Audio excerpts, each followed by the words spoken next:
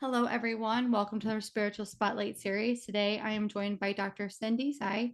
She is an award-winning, board-certified physician, TEDx speaker, best-selling author, and chief wellness officer.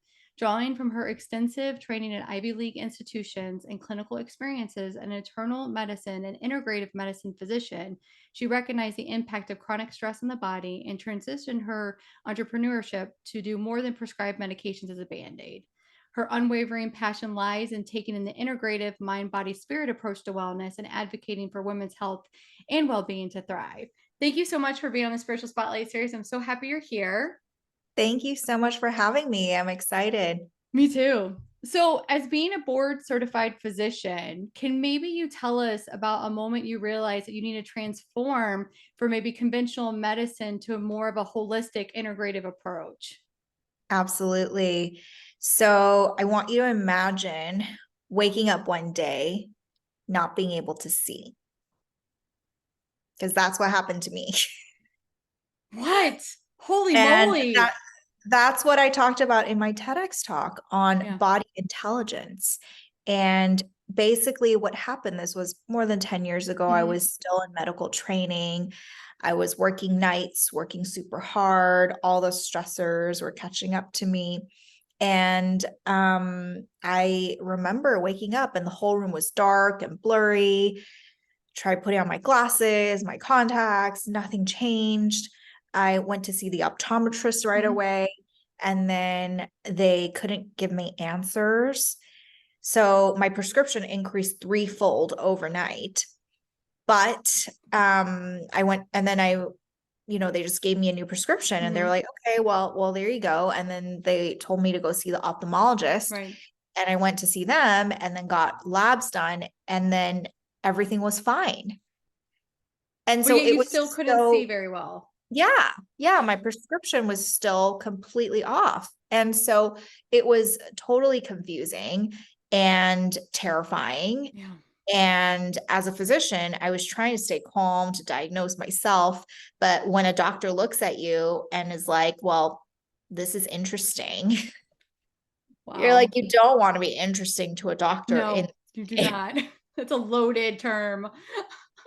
So basically, after a while, other symptoms came up, and I thankfully did receive a diagnosis. I had a rare autoimmune condition impacting my eyes that could have led to full blindness. Wow. Good for you though for being proactive and still like trying to 100%. going Yeah, down the rabbit yeah. hole. That's And interesting. so, and so once I was diagnosed, I of course started on the serious medications like steroids, immunosuppressants to help with the inflammation, because Mhm. that's usually in autoimmune conditions, there's significant amounts of inflammation in your Yeah. body. And then I was also very motivated to get better and to heal. And so that really brought me into the realms of integrative functional medicine, Mhm. mindfulness, coaching, Chinese medicine, acupuncture, energy healing, energy medicine, and all of those things together. Thankfully, it was a process, but thankfully, I was able to heal my eyes and I was able to get better. That is amazing. And I love the fact that, you went on this journey and then you were able to find other healing modalities that may not fit your being a physician, that normal physicians may not travel down that road. They might just put on more medications and more specialists. And that's good for you for like, I'm going to shift to here.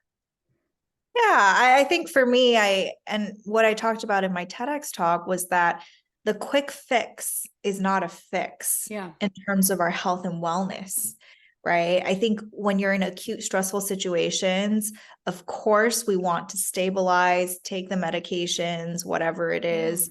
Like, if you break your arm, please go to the hospital, right? Don't Please go just to an orthopedic doctor, guys. Get a right. cast on. Right. But I think just when you're looking at something more chronic and long term, Right. it's really important to recognize that there are many options out there, Right.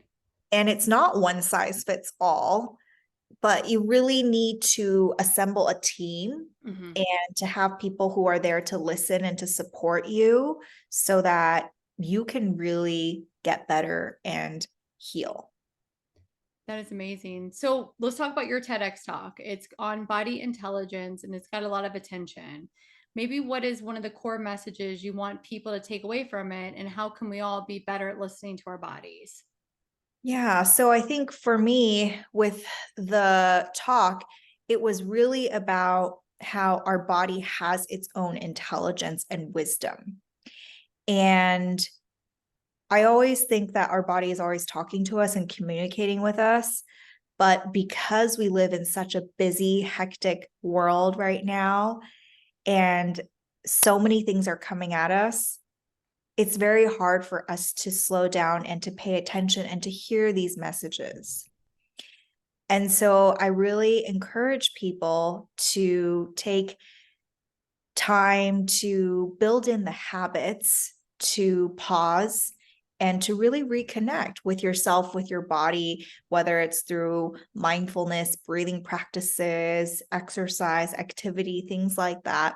But it's really important to be able to be present so that you can hear what your body has to say, so that you're able to know, hey, am I on the right track? Is something going on?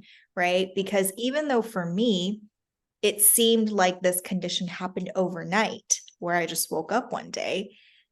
The reality is, it wasn't overnight. Right. When you talk about, look at chronic stress and chronic conditions, it's really little moments and experiences, the stress that continues to build up and accumulate to a point where it does erupt, right? And the point is, when you're able to actually listen to your body, you're able to catch it so much earlier, and you can take better care of yourself so that it never has to get to that point where you do need that quick fix when you have that urgent crisis and wake up call. Right. It sounds like tune into your body to learn how to be more proactive than reactive, and be more preventative and not in crisis.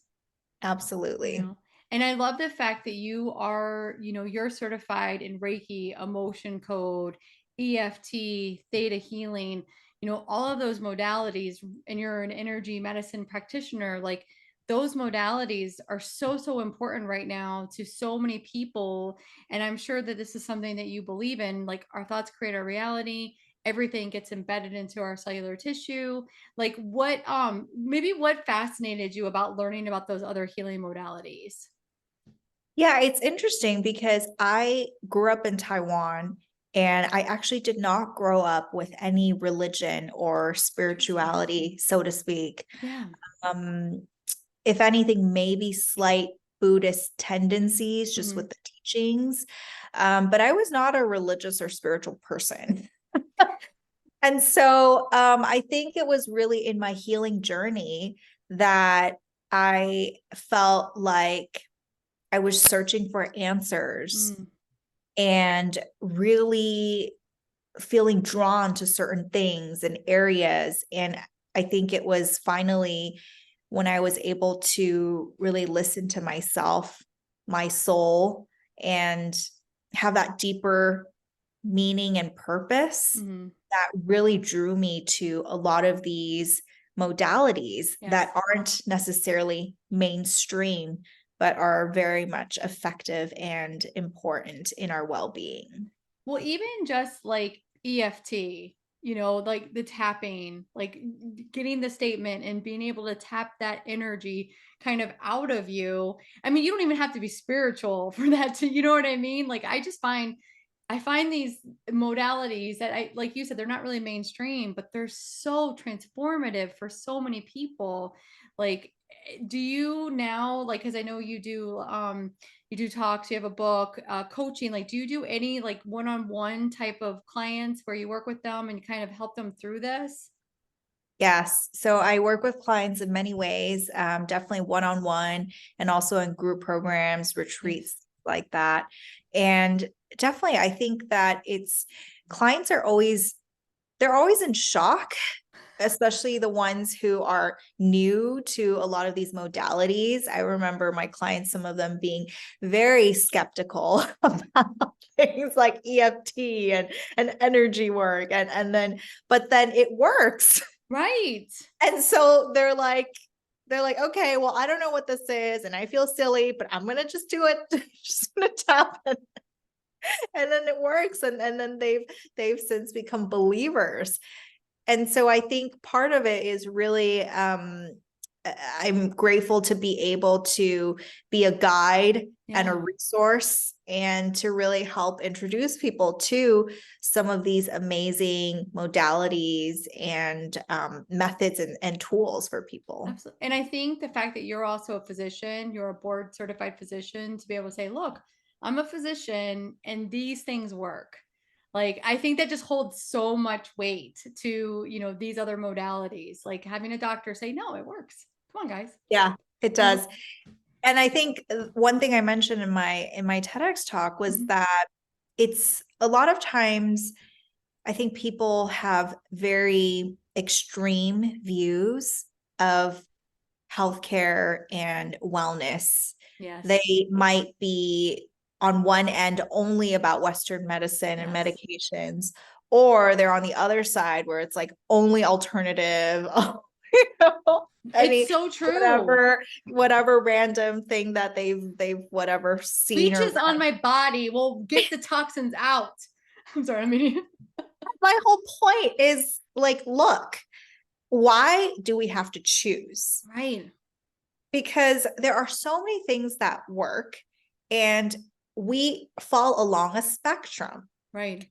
And so at some point in this season of your life, maybe this modality is going to work for you. And then another season, another instant, another whatever, maybe it's time to consider something else. Yeah. And it's just about introducing people to just knowing that there are so many options out there, right? And it's not about either or, but rather yes, and let's be inclusive for everything. That is a beautiful way to put it, that, this might be working for you, but maybe in a different season, it's not going to work. And I like that. Yes. And that's a beautiful way to put it, because you might like resonate with certain modality for a while and everything's working and going great, but then you hit a wall and then it's like, oh, well, let me try something else.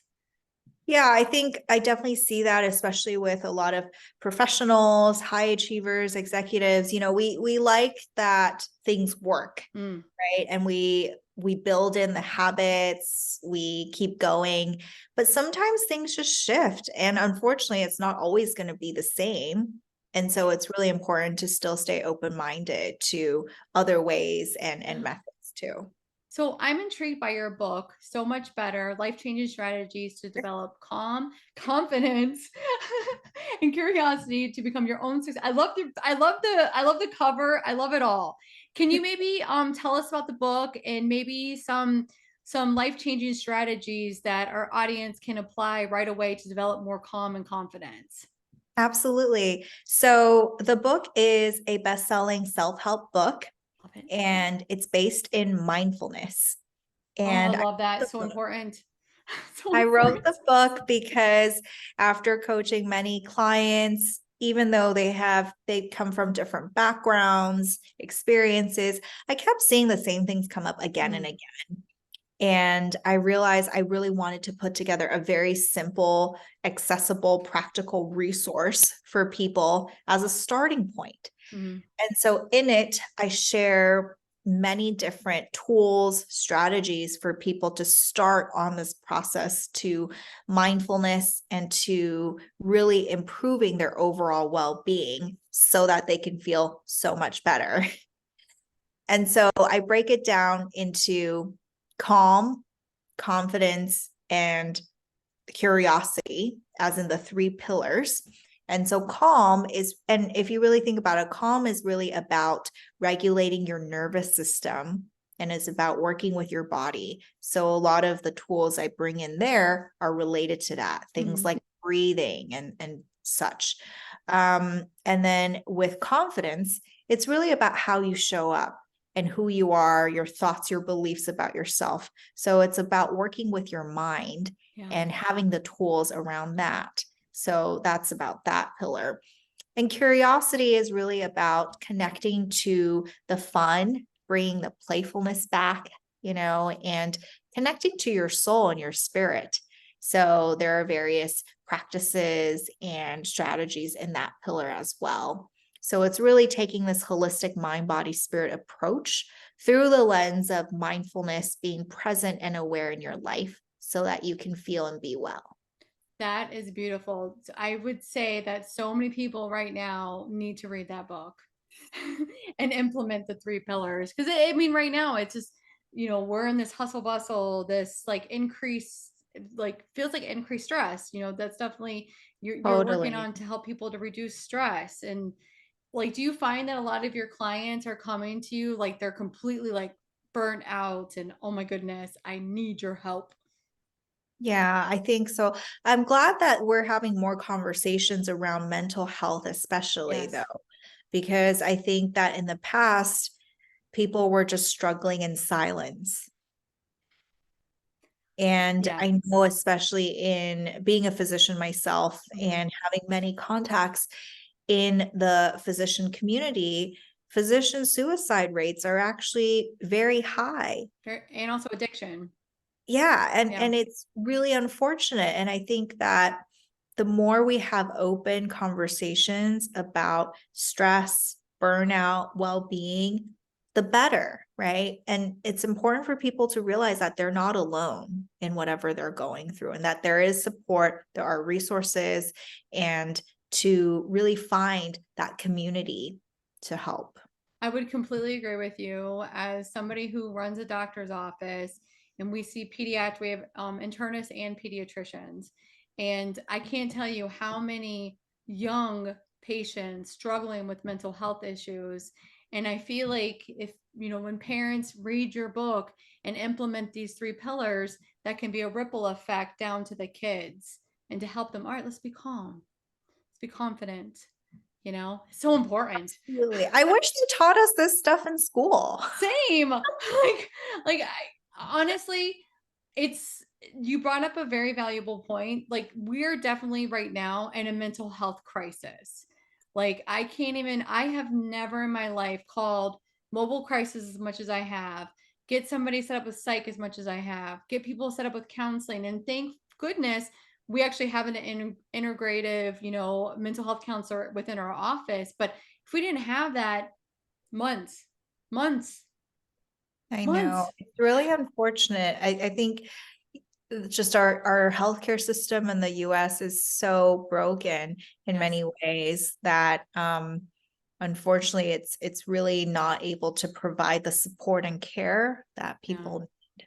Which is another reason, like, look at other alternative methods, look for holistic healing, look at the mindfulness, look at, like really shift and look at the other possibilities, which that's And what you're I doing. Yeah. Yeah, and I always also like to just say that I know a lot of times when people look into alternative treatments and healers, it Mhm. can be really expensive Yes.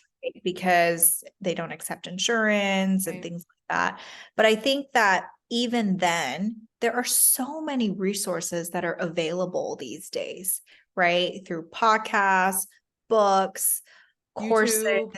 Yeah. Yeah, exactly. Videos. And so I think that I know sometimes it can feel really jarring Mhm. or limiting for people, but I would really encourage people to just start the process, to start with their own education, to being responsible, advocating for themselves, starting from there. I 100% agree with you. So let me ask you this. You're fluent in multiple languages and have lived in a lot of different countries. How has this multicultural background shaped your understanding of health and wellness? It's definitely been really helpful for me. I grew up in Taiwan and spent time abroad now and been in the States for so many years now. I think that I feel very fortunate and grateful to have been exposed to these different cultures because I think different cultures have so many different traditions and practices that are inherent in the cultures, right? Mhm. Many of which are related to healing and well being. And it's also, I think, really helped me in terms of connecting with people because recognizing that we all have our inherent biases and beliefs and expectations. And I think it's really helped me to be a lot more open-minded Mm, and patient when I'm working with people. Doesn't matter where they are, their culture, their background, their experiences. So I'm grateful for that exposure and experience. that is amazing. So your Yes and More, that is a personal growth and wellness company.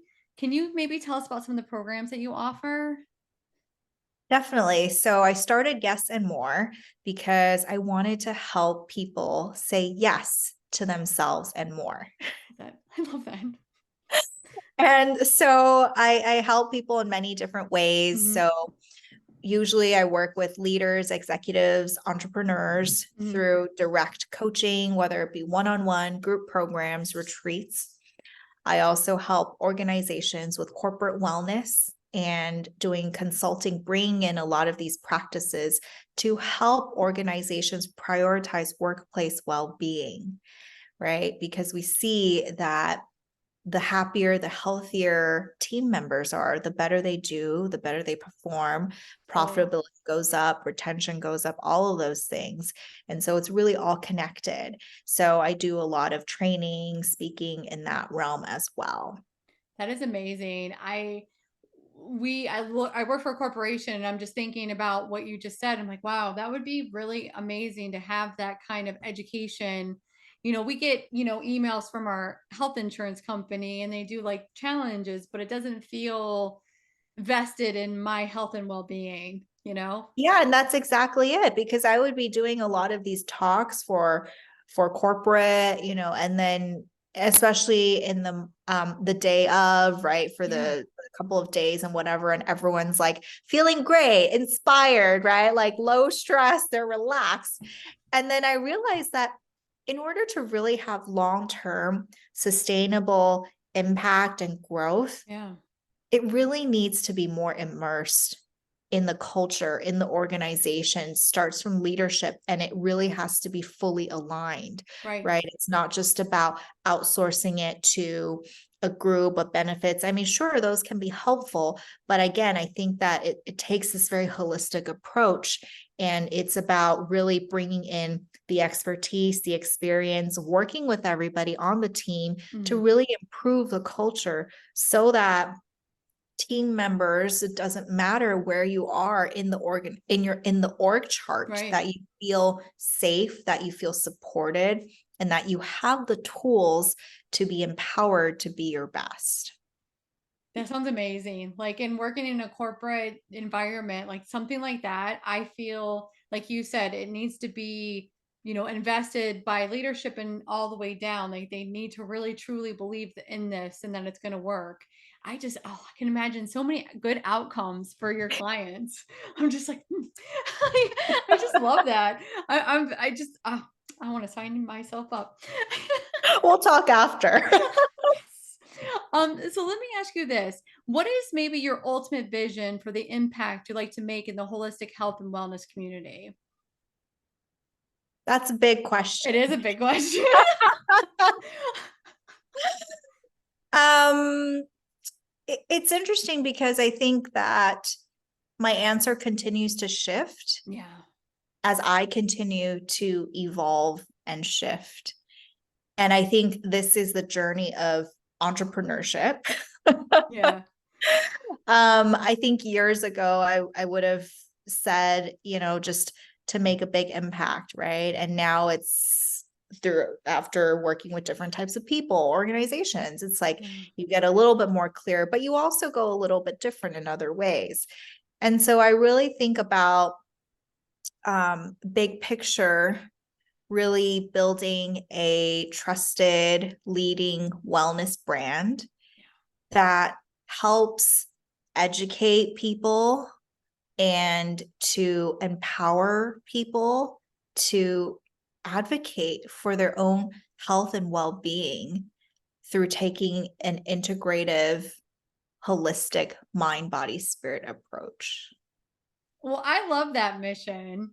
I think it's wonderful. Definitely attainable. But you're right about how like because you're introduced to different modalities and maybe different client needs, and it is interesting how it shifts and unfolds.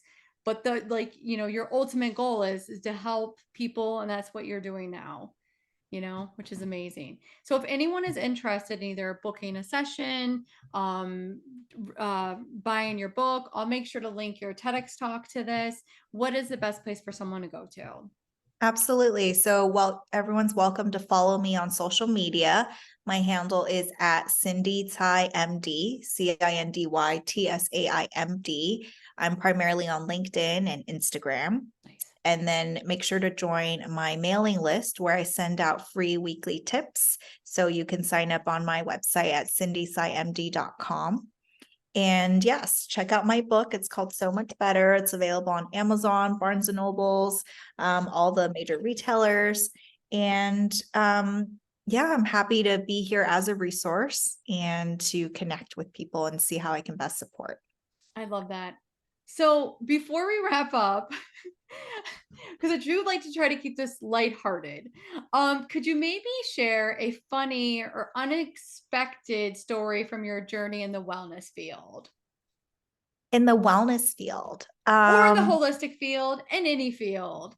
Well, I'm happy to share that for any, it sounds like the audience for your community generally have been introduced to wellness modalities and all of that. But I can share that, as I mentioned, that I didn't grow up with spirituality or any of that. And so it was actually a shock to my to me, right? When I first started going down this path. I remember I went to a very nice wellness retreat years ago.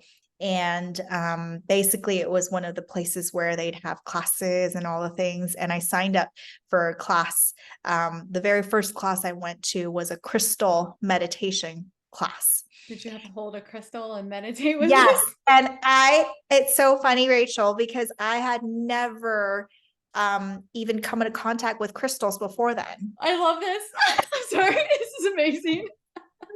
I went to the retreat with my sister. It was like a sister bonding thing. Yeah. And then, and I was so confused. We walked in and then, there were a bunch of crystals. They're like, grab one, which one like speaks to you, whatever. And I was like, but what was None. interesting was, I grabbed a selenite Oh, love and it. I actually really felt the energy of the crystal. And it was just, I was so confused because I had never been in contact with this realm, right? Yeah. But then clearly I was very attuned and intuitive already. And Yes. so that really just opened my eyes to this whole field. And so I like to share that story because it doesn't matter, where you are, how old No. you are, whatever, when these things happen, they happen. And, you just open to it and it takes you on a beautiful journey.